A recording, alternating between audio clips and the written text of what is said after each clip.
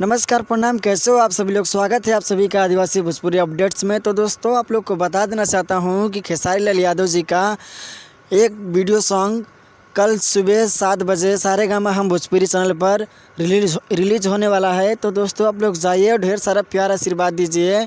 और साथ में काम किए हैं यामिनी सिंह जी और खेसारी लाल यादव, और सॉन्ग को गाई हैं अनुपमा यादव। तो दोस्तों, आप लोग जाइए और ढेर सारा प्यार आशीर्वाद दीजिए। सॉन्ग को लिखा है छोटू यादव और म्यूजिक है विकी बॉक्स जी का।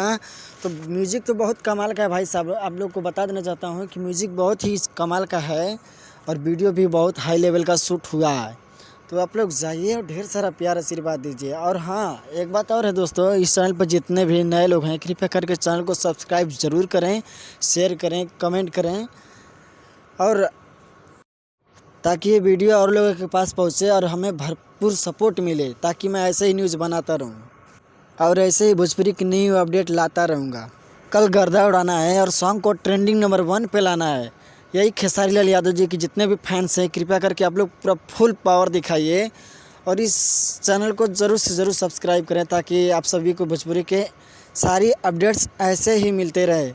तो दोस्तों, सब्सक्राइब करना ना भूलें। तब तक के लिए बाय बाय, धन्यवाद, लव यू ऑल।